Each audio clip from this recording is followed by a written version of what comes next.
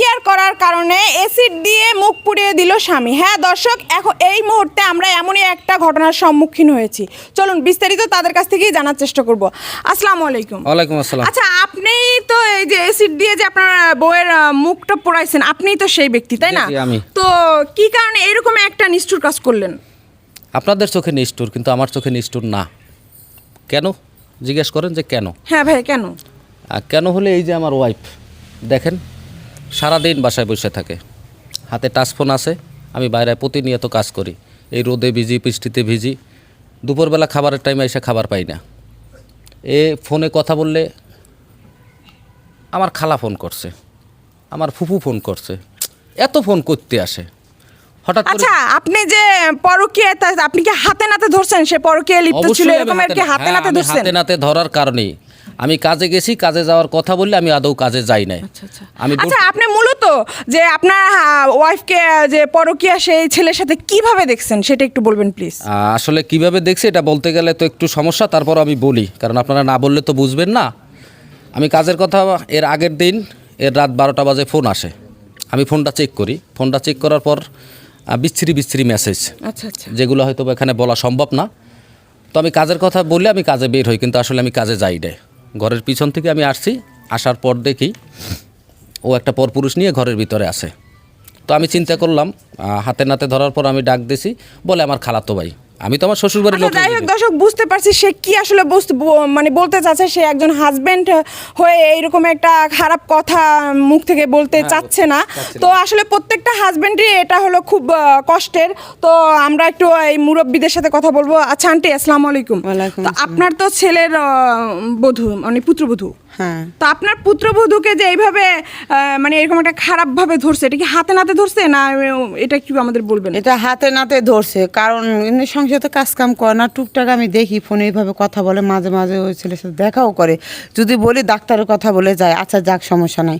তারপরে ফোনে কথা বলে, সংসারে তো কোনো কাজ করেই না, কোনো হাতেই দেয় না কাজে, তারপর ওরে আরও উল্টা ঝাড়ি।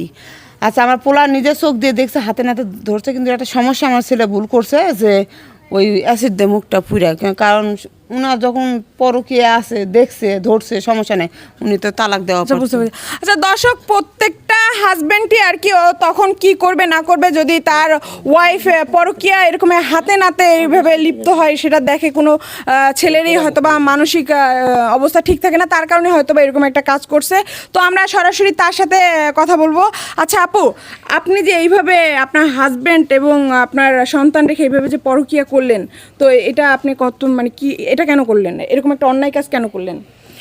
আসলে দেখেন, ওনাদেরও বোঝার ভুল আছে।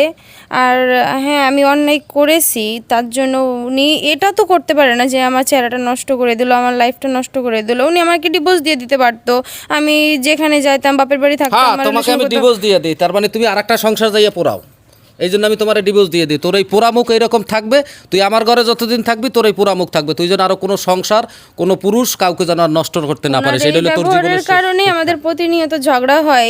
এই সবের কারণেই আমি অন্য জায়গায় কথা বলছি ফোনে। কারণ একটা স্বামী যদি দিন শেষে এসে বাসায় যদি ভালো ব্যবহার না করে, প্রত্যেকটা স্ত্রী চাবে যেখানে সুখ সেখানেই যেতে। এখন উনি আমার সাথে প্রতিনিয়ত খারাপ ব্যবহার করে। আমার শাশুড়ি মা, উনিও আমার প্রতি এরকম গুরুত্ব দেন না, খালি সারাদিন কাজ করো। এই সবে আমি বিরক্ত লেগে গেছি, যার জন্যে আমি ফোনে কথা বলি। আর ফোনে কথা বলবো না কেন আপু? যেখানে মানুষ শান্তি পাবে সেখানেই যাবে। সে আমাকে ছেড়ে দিতে পারতো, কিন্তু না, সে তো আমার মুখটাই নষ্ট করে দিয়েছে। এই অবস্থা করছে, এই হাল করছে, কি মিথ্যে দেখ, সংসারের কাজ কাম কয়টা করো? দর্শক, আপনারা দেখতেই পেলেন যে তার এরকম একটা কাজ হয়েছে যে তার মুখ অ্যাসিড দিয়ে পুড়াই দিয়েছে, তারপরেও সে অনুতপ্ত না। সে এখন পর্যন্ত তার পরকীয়া এইটাই সে রাইট মনে করতেছে। আসলে প্রত্যেকটা নারীর এই পরকীয়া থেকে বিরত থাকা উচিত, কারণ এই পরকীয়া হলো গিয়ে এমনই একটা জিনিস, উলি পোকার মতো, যেখানে যায় সেখানে ধ্বংস করে। তো আমরা সবাই পরকীয়া থেকে বিরত থাকবো, অবশ্যই স্বামী সংসার নিয়ে ভালো থাকার চেষ্টা করব। তো আমাদের এই ভিডিওটা শুধুমাত্র একটা বিনোদনমূলক একটা ভিডিও, আপনাদের বোঝার জন্য, আপনাদের একটা মেসেজমূলক ভিডিও। আমাদের ভিডিওটা যদি আপনাদের ভালো লাগে অবশ্যই বেশি বেশি শেয়ার করবেন, আর আমাদের ভিডিওটা যদি ভালো লাগে লাইক কমেন্ট